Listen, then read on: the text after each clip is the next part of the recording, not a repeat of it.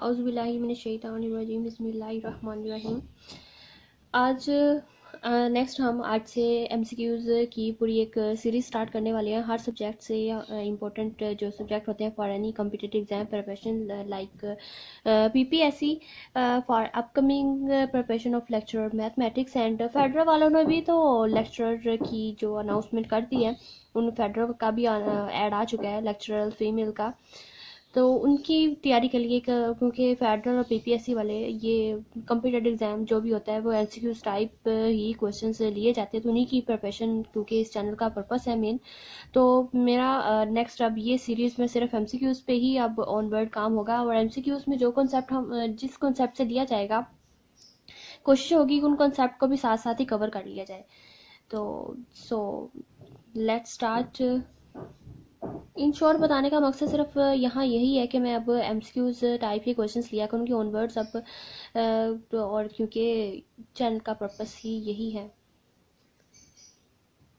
और जो last test लिया था PPSC ने 25 अक्टूबर को लेक्चरशिप का, वो भी उसकी भी साथ साथ तैयारी हो रही है, वो भी within a week upload कर दिया जाएगा विद कंप्लीट एक्सप्लेनेशन।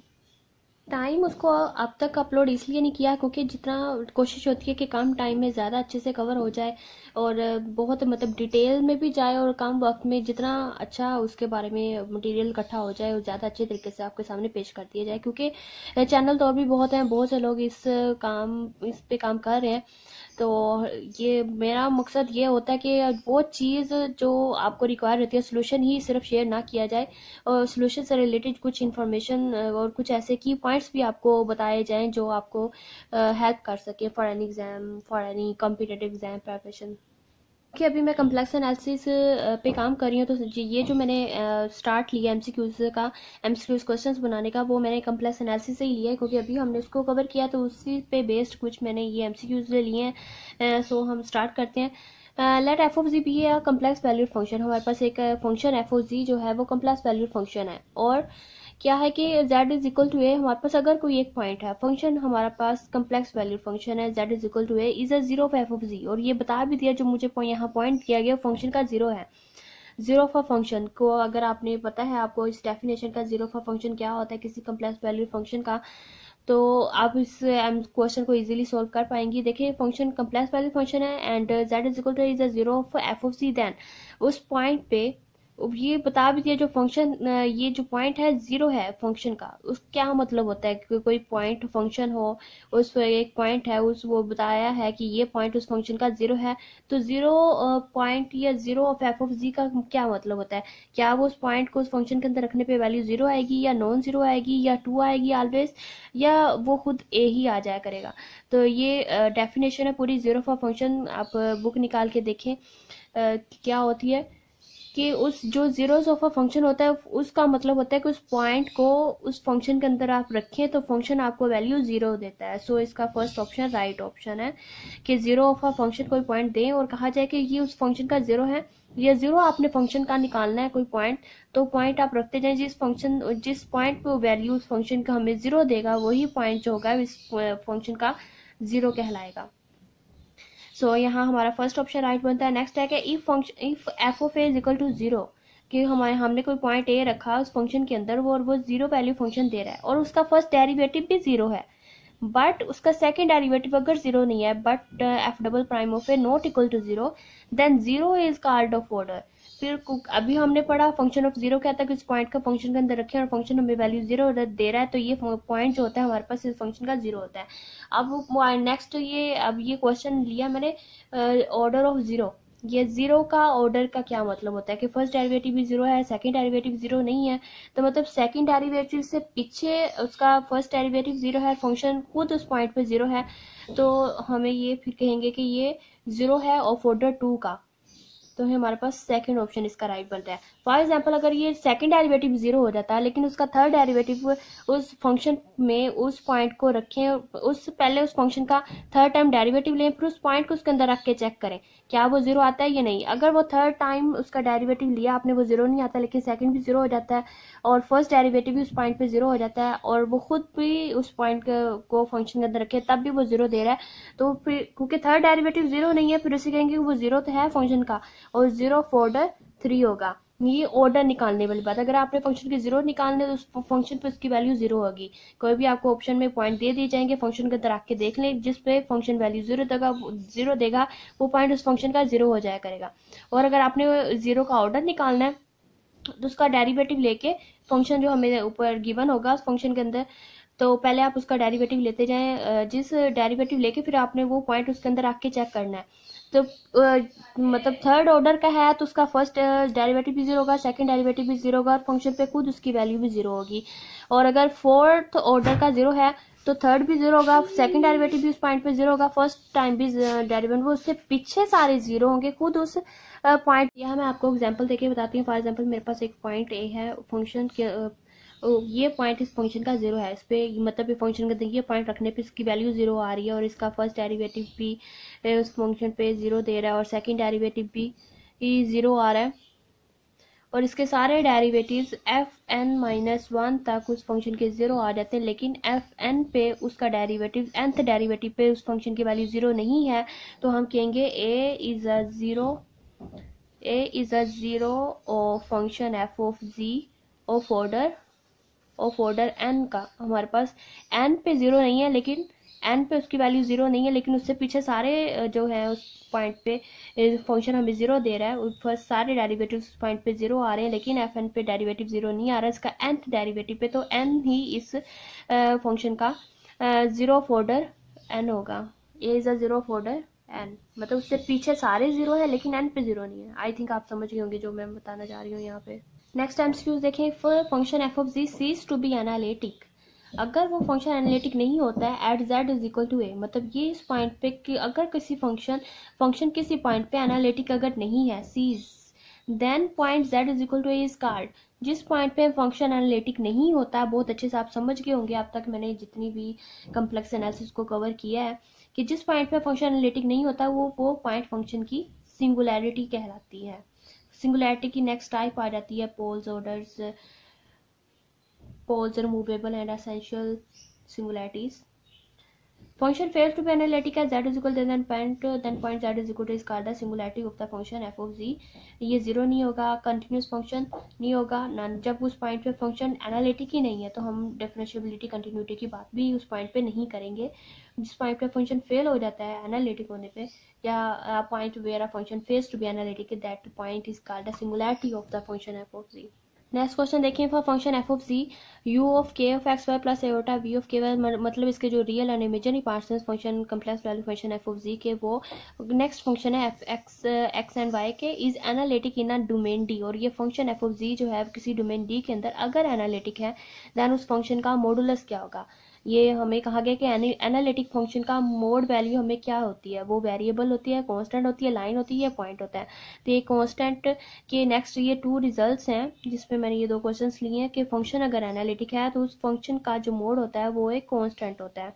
ये इंपॉर्टेंट रिजल्ट है, डेनिस जील की बुक को मैं यहाँ फॉलो कर रही हूँ। The function f of z is analytic in a domain D, अगर फंक्शन एनालिटिक है किसी डोमेन डी के अंदर और फर्स्ट डेरिवेटिव भी उस पॉइंट का फर्स्ट डेरिवेटिव भी उस फंक्शन का अगर जीरो आ रहा है, या यहाँ कह रहे हैं f of z is equal to c where c is a constant in D, तो ये कांस्टेंट होगा, वेरिएबल नहीं हो सकता और जीरो भी नहीं हो सकता, नन ऑफ दिस, तो ये कांस्टेंट है। ये इंपॉर्टेंट रिजल्ट है फ्रॉम कांस्टेंट कि फंक्शन अगर एनालिटिक है डोमेन तब उसका मॉडुलस, फंक्शन एनालिटिक है तब उसका मोड जो वैल्यू होगी वो कांस्टेंट, कोई ना कोई कांस्टेंट आएगा। और फंक्शन अगर एनालिटिक है फर्स्ट डेरिवेटिव जीरो है, इसका मतलब फंक्शन एनालिटिक है। अगर फर्स्ट डेरिवेटिव जीरो है देन फंक्शन कांस्टेंट है। कांस्टेंट फंक्शन की डिफरेंशिएशन ही जीरो होती है। नेक्स्ट क्वेश्चन देखें। विच of the following function is entire function, ये क्वेश्चन लिया गया एंटायर फंक्शन से। एंटायर फंक्शन साइन कॉज और ये एक्सपोनेंशियल और ऑल पोलिनोमियल फंक्शंस ये एंटायर फंक्शंस होते हैं। ये इंपॉर्टेंट रिजल्ट है ये भी। तो मेरे पास ये गिवन जो ऑप्शंस हैं ये सारे ही एंटायर फंक्शंस हैं, so all of these is the right. Sine z, cos hyperbolic z, sine hyperbolic z, exponential z and all polynomials functions, ये सारे मेरे पास एंटायर फंक्शंस होते हैं। एंटायर फंक्शंस के पूरे कम्प्लेक्स प्लेन पे ही वो एनालिटिक होते हैं। That functions is called entire functions. So and next question, every entire bounded function is, ये मेरे पास स्टेटमेंट है लवलेस थ्योरम की। आपको रिमाइंड करवा देती हूँ कि लवलेस थ्योरम क्या होता है, कि वो लवलेस थ्योरम की स्टेटमेंट है कि only bounded entire functions are constant. सिर्फ बॉन्डेड हो एंटायर फंक्शंस हो वही कांस्टेंट फंक्शंस होते हैं अकॉर्डिंग टू लिवलेस थ्योरम। या फिर आप इसको इस तरह भी समझ सकते हैं कि if an entire function f of z is bounded, अगर कोई एंटायर फंक्शन है और वो बॉन्डेड भी है तो for all values of z then it is called a constant function. मतलब एंटायर हो प्लस बॉन्डेड हो तो वो कांस्टेंट फंक्शन ही होते हैं, ये लिवलेस थ्योरम हमें कहता है। इम्पोर्टेंट मैंने यहाँ नोट भी लिखा है, इस पर मैंने सेपरेट वीडियो बनानी थी, बनाई नहीं, क्योंकि इम्पोर्टेंट हमारे लिए यहाँ MCQs है जो हमसे एग्जाम में पूछे जाते हैं। तो इम्पोर्टेंट नोट देखिए, non constant entire functions are unbounded. जो हमारे पास नॉन कांस्टेंट होते हैं लेकिन वो एंटायर फंक्शंस होते हैं, जिस तरह साइन जी, कोस जी, पोलिनोमियल साइन हाइपरबोलिक जी, कोस हाइपरबोलिक जी, ये हमारे पास एंटायर फंक्शंस होते हैं।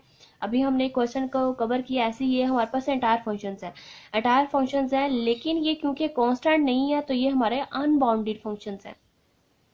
एंटायर प्लस अगर अनबाउंडेड फंक्शन हो पर एंटायर भी हो तो हमारे पास नॉन कांस्टेंट फंक्शंस होते हैं, ये इंपॉर्टेंट नोट है। अगर कांस्टेंट है इसका मतलब वो constant function implies that it is entire and bounded. अगर वो बाउंडेड फंक्शन नहीं, वो एंटायर भी हो, अगर को हमें बता दिया जाए, सिर्फ इतना बता दिया जाए कि हमें जो फंक्शन दिया गया है वो बाउंडेड है, तो हम नहीं बता सकते कि वो एंटायर भी होगा या कांस्टेंट होगा। तो हम ये कंफर्म श्योरिटी नहीं दे सकते। अगर वो कांस्टेंट है तो हम श्योर बता सकते हैं कि वो एंटायर भी होगा प्लस बाउंडेड भी होगा। ये इम्पोर्टेंट कुछ नोट और लवलीस थ्योरम की स्टेटमेंट। और नेक्स्ट क्वेश्चन का यहाँ देख लेते हैं कि every entire bounded functions is constant. So b option is the right. Next है, let f of z be analytic on C. कोई कम्प्लेक्स प्लेन के अंदर फंक्शन अगर एनालिटिक है तो सिंपली कनेक्टेड डोमेन डी के अंदर, and let a belongs to C, उसी प्लेन से मैंने एक पॉइंट लिया, देन इंटीग्रल क्लोज्ड कंटोर के अंदर f of z over z minus a whole raise to d z is equal to k f prime of a where k is equal to, तो f prime of a where k is equal to, यहाँ हमारे पास जो कि constant है वो 2 पाई iota के equal होता है। So b option is the right here. Next question है, which of the following statement is true if z is a complex number. हमारे पास कोई जी जो है कम्प्लेक्स नंबर है तो कौन सी स्टेटमेंट ट्रू है? क्या जी कॉन्जुगेट प्लस जी करें तो equal to 2 real of z आएगा, ये भी रिजल्ट है, ट्रू है। उन्होंने यही पूछा है which of the following statement is true, तो first statement first option is the right. Z minus z conjugate करें तो equal to 2 imaginary 2 times of imaginary of z आएगा, ये भी ट्रू है। अगर दोनों कम्प्लेक्स नंबर लें और उसका कॉन्जुगेट दोनों को ऐड करेंगे आपको 2 टाइम्स ऑफ रियल ऑफ जी मिलेगा, और अगर दोनों को सब्ट्रैक्ट करेंगे तो आपको 2 टाइम्स ऑफ इमेजरी ऑफ जी मिलेगा। ये भी इंपॉर्टेंट रिजल्ट्स हैं, प्रूफ्स हैं एफएससी की बुक्स में। नेक्स्ट जी इंटू जी कॉन्जुगेट करेंगे तो ये इज इक्वल आएगा मोड स्क्वायर ऑफ जी के इक्वल आएगा, ये भी इंपॉर्टेंट रिजल्ट है, ट्रू है। So all of these are the right options. Any complex number satisfies these 3 results. So set of complex number is, ये सेकंड क्वेश्चन है, complex numbers हमारे पास क्या होते हैं? क्या वो अबिलियन होते हैं, group with respect to addition, ring, field, या ऑल ऑफ दीज होते हैं? ये क्वेश्चन मैं आपको छोड़ती हूँ, या आप मुझे बताएंगे क्या set of complex numbers abelian group होते हैं with respect to addition, operation जो है एडिशन के रिस्पेक्ट में, या रिंग होते हैं, या फील्ड होते हैं, या ऑल ऑफ दीज होते हैं? रिंग और फील्ड में तो 2 बाइनरी ऑपरेशन यूज किए जाते हैं, और अबिलियन के लिए मैंने बता दिया कि विद रिस्पेक्ट टू एडिशन। तो आपने बताना है कि सेट ऑफ कम्प्लेक्स नंबर जो है क्या वो मेरे पास रिंग, फील्ड होंगे या बिलियन होंगे group with respect to addition, ये सारे ही होते हैं ऑल ऑफ दीज। ये आप मुझे कमेंट सेक्शन में कमेंट करके बताएंगे।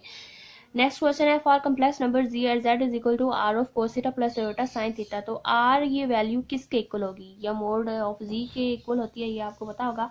Mode of z r is equal to, तो एक्स के plus y square square root के इक्वल होता है, तो आर स्क्वायर, तो आर स्क्वायर हमारे पास इक्वल होगा एक्स के plus y square. So c option is the right. Complex number z के लिए जो आर होता है वो या मोड ऑफ जी करके हम फंक्शन जो हमें कम्प्लेक्स नंबर दिया जाता है उसका मोड ले लेते हैं, वो आर इक्वल होता है हमारे पास x square plus y square whole square root, दोनों तरफ आप स्क्वायर लें तो r square is equal to x square plus y square. So c option यार राइट बनता है। और यहाँ पे एंगल भी पूछ लिया जाता है कि ये थीटा किसके इक्वल होगा, तो थीटा हमारे पास इक्वल होता है, theta is equal to tan inverse imaginary part over real part y over x, theta is equal to tan inverse y over x करके भी इसका एक नेक्स्ट क्वेश्चन बन सकता था जो मैंने नहीं बनाया, तो आप याद रखें इस तरह के रिजल्ट्स पूछ लिए जाते हैं। नेक्स्ट है मेरे पास mod of a z plus b over a conjugate of z plus b is equal to 1 for ये z जो होगा इसकी मोड वैल्यू क्या होगी, क्या वो 1 होगा, किसके लिए रिजल्ट ट्रू है, तो ये रिजल्ट ट्रू है for mod of z is equal to 1 के लिए ही सिर्फ ये रिजल्ट ट्रू है, ना कि 0 हो, ना -1 हो, ना mod square of z is equal to 0 हो, ये mod of z is equal to 1 के लिए ये रिजल्ट वैलिड है, इंपॉर्टेंट रिजल्ट है। ये आप कोई भी कम्प्लेक्स नंबर लेके इस रिजल्ट को वेरीफाई भी कर सकते हैं। नेक्स्ट क्वेश्चन देखें, singularity of a finite order is called. Finite order की सिंगुलैरिटी हो तो उसे हम पोल कहते हैं। ये पोल की डेफिनेशन भी है कि अगर लॉरेंट सीरीज बनाए किसी को, जो भी आपको फंक्शन दिया गया उसके अगर प्रिंसिपल पार्ट में फाइनाइट टर्म्स आ रहे हैं या फाइनाइट ऑर्डर की सिंगुलैरिटी है तो हम उसे पोल कहते हैं। फर्स्ट ऑप्शन इधर रहा है 0 f of z both A and B, तो ये भी रॉन्ग है, 0 नहीं हो सकता। फाइनाइट ऑर्डर सिंगुलैरिटी जब उसने कह दिया तो वो पोल होगी, both A and b and none of these, ये राइट नहीं है, हमारे पास फर्स्ट ऑप्शन ही राइट है। A function which has poles as its only singularities, important, very important definition ये है मैरोमॉर्फिक फंक्शन की कि हमारे पास सिर्फ ऐसा फंक्शन जिसके पास सिंगुलैरिटी सिर्फ पोल्स ही हैं, as is only singularity in the finite part of the plane, plane के फाइनाइट पार्ट में जो हमारे पास सिंगुलैरिटी है वो फंक्शन के सिर्फ पोल्स ही हैं, पोल्स ही सिर्फ उनकी सिंगुलैरिटीज है, तो ऐसे फंक्शन को फिर हम कहते हैं कि वो मैरोमॉर्फिक फंक्शन होते हैं। इंपॉर्टेंट डेफिनेशन याद रखिएगा कि वो फंक्शन एनालिटिक होगा नहीं, एनालिटिक जब उसके पास सिंगुलैरिटीज हैं तो वो कम्प्लेक्स प्लेन पे एनालिटिक, पूरे कम्प्लेक्स प्लेन पे एनालिटिक नहीं हो सकता, एंटायर भी नहीं हो सकता, नन ऑफ दीज, तो वो मैरोमॉर्फिक फंक्शन होते हैं। The function f of z is equal to e raised to power 1 over z has essential singularity, इसके एसेंशियल सिंगुलैरिटी किसके प्रिंसिपल पार्ट में इनफाइनाइट नंबर ऑफ टर्म्स आ रही हैं, ये हम ऑलरेडी इसको अच्छे से प्रूव कर भी चुके हैं, करेंगे तो आप देखेंगे या लॉरेंट सीरीज बना के देखेंगे कि इसके प्रिंसिपल पार्ट में infinite number of negative powers of z की टर्म्स आ रही होंगी, तो ये फिर हमारे पास एसेंशियल सिंगुलैरिटी होती है, और ये singularity z is equal to 0 इसकी एसेंशियल सिंगुलैरिटी है, ना कि 1 पे इसको कोई प्रॉब्लम नहीं, -1 पे भी नहीं है, अल्फा सम अल्फा पे भी नहीं है, इसको z इज इक्वल टू 0 पे प्रॉब्लम, क्योंकि 1 over 0 करेंगे इन्फिनिटी और इस फंक्शन डिफाइन ही नहीं है z इज इक्वल टू 0, और इसकी ये सिंगुलैरिटी हो जाएगी वो भी इसकी एसेंशियल सिंगुलैरिटी हो जाएगी। अगर आपको मेरी स्पीड ज़्यादा लग रही है तो आप कम भी कर सकते हैं, ऊपर राइट टॉप राइट साइड पे देखें जाके ऊपर 3 डॉट्स होंगे, ऊपर प्रेस करके आप स्पीड कम भी कर सकते हैं। तो नेक्स्ट क्वेश्चन देखते हैं, which of the following function is meromorphic. Meromorphic function अभी हमने डेफिनेशन की कि उसके पास जो सिंगुलैरिटी होती है वो सिर्फ पोल्स ही होते हैं, तो e raised exponential z, sine hyperbolic z and cos hyperbolic z, ये तो हमारे एंटायर फंक्शंस होते हैं, इनके पास तो कोई सिंगुलैरिटी होते ही नहीं है, ये पूरे कम्प्लेक्स प्लेन पे ही एंटायर है, एनालिटिक होते हैं, तो इनके पास तो कोई सिंगुलैरिटी ही नहीं है, तो हम मैरोमॉर्फिक फंक्शन भी नहीं कह सकते इसको, ये हमारा मैरोमॉर्फिक फंक्शन हो सकता है। तो क्या इसके पास जो सिंगुलैरिटी है क्या वो सिर्फ पोल या ई रेज़्ड पर z over z, z is equal to 0 पे इस फंक्शन को प्रॉब्लम है, तो वो इसके पास को फाइनाइट ऑर्डर है, तो z इज इक्वल टू 0 इसका पोल होगा, और वो पोल ऑफ ऑर्डर 1 सिंपल पोल है, तो यही मेरे पास एक मैरोमॉर्फिक फंक्शन होगा, ई रेज़्ड पर z over z, so D option is the right. Next है, which of the following function is neither entire, ना ही वो एंटायर है ना ही वो मैरोमॉर्फिक है, तो वो फंक्शन हमने यहाँ से आइडेंटिफाई करना कि कौन सा है। तो हमें सबसे पहले पता होना चाहिए एंटायर फंक्शन क्या होते हैं, मैरोमॉर्फिक फंक्शन क्या होता है। मैरोमॉर्फिक फंक्शन के पास सिंगुलैरिटी होती हैं लेकिन फाइनाइट ऑर्डर की होती है, और एंटायर फंक्शन के पास कोई सिंगुलैरिटी ही नहीं होती। तो आप देख लेते हैं कि साइन 1 over z इसकी, ये तो हमें फिर लॉरेंट सीरीज बना के देखना पड़ेगा। साइन 1 over z को जब मैंने एक्सपेंड किया तो मेरे पास बनेगा 1 over z minus 1 over z cube 3 factorial plus 1 over z 5 factorial, ये मेरी सीरीज बनती है, और इसमें नेगेटिव पार्ट्स ऑफ z की टर्म्स जो है इनफाइनाइट आ रही हैं, तो इसका मतलब इसके पास ये भी एंटायर भी नहीं है और मैरोमॉर्फिक भी नहीं है। नेक्स्ट देखें z साइन ऑफ z, अब साइन ऑफ z को अगर z से मल्टीप्लाई कर दूं तो यहाँ 1 आ जाएगा, यहाँ 1 over z क्यूब है तो z स्क्वायर 3 फैक्टोरियल बन जाएगा, और ये मेरे पास z5 है, z से मल्टीप्लाई करेंगे तो z raised to power 4 into 5 factorial plus up to 1, इस तरह टर्म चलती जाएंगी, और यहाँ भी नेगेटिव पार्ट्स ऑफ z जो है वो इनफाइनाइट आ रही हैं, तो ये भी मेरे पास ना ही एंटायर है और ना ही मैरोमॉर्फिक है, both A and B are the right. Next देखते हैं z e raised to power 2z, अब e raised to power z की अगर मैं एक्सपेंड करूँ तो 1 प्लस z स्क्वायर, इसके पास तो कोई सिंगुलैरिटी ही नहीं बन रही, और 2z है यहाँ ई रेज़्ड टू पावर 2z, इसको 2z को रिप्लेस कर दें 2z, तो तब भी कोई नेगेटिव पावर्स ऑफ z नहीं बनेगी, इसके पास तो कोई सिंगुलैरिटी नहीं है, उसको अगर मैं z से मल्टीप्लाई भी कर दूँ तब भी इसके पास कोई सिंगुलैरिटी नहीं बनेगी। ये तो फाइनाइट भी ना हो और सिंगुलैरिटी बिल्कुल हो ही ना, तो हमारे पास यहाँ क्योंकि प्रिंसिपल पार्ट में इनफाइनाइट टर्म्स आ रही हैं, ये मेरे पास ये भी एसेंशियल सिंगुलैरिटी है, ये भी इसके पास भी एसेंशियल सिंगुलैरिटी है, नेगेटिव पावर्स ऑफ सी की इनफाइनाइट टर्म्स आ रही हैं, तो ये एसेंशियल है। तो both A and B are the right option, so D option is the right, both A and B are the right, क्योंकि उनके पास ना ही ये एंटायर है और ना ही ये मैरोमॉर्फिक है। अब आई थिंक आप अच्छे से समझ गए होंगे। नेक्स्ट है which of the following function has no singularity other than poles, poles के अलावा कोई और सिंगुलैरिटी नहीं है, तो वो होते हैं rational function. Rational function nominator होता है, डिनोमिनेटर होता है, डिनोमिनेटर इज इक्वल टू 0 रख के हम पोल्स निकाल लेते हैं, उनके पास पोल्स के अलावा और कोई सिंगुलैरिटी नहीं होती, सो रैशनल फंक्शन राइट है। नेक्स्ट देख लेते हैं पोलिनोमियल फंक्शन के पास तो कोई सिंगुलैरिटी नहीं होती, ये हमारे एंटायर फंक्शंस होते हैं, पूरे कम्प्लेक्स प्लेन पे एनालिटिक होते हैं, इनको ये तो इनके पास सिंगुलैरिटी होती ही नहीं है, एंटायर फंक्शंस हैं। अब पोलिनोमियल फंक्शन की एग्जांपल दी और साथ में एंटायर फंक्शन बता दिया, तो इनके पास भी कोई सिंगुलैरिटी नहीं होती, आल भी नहीं आ सकता, और ये ऑप्शन राइट है। रैशनल फंक्शंस के पास पोल्स के अलावा और कोई सिंगुलैरिटी नहीं होती, so first option is the right.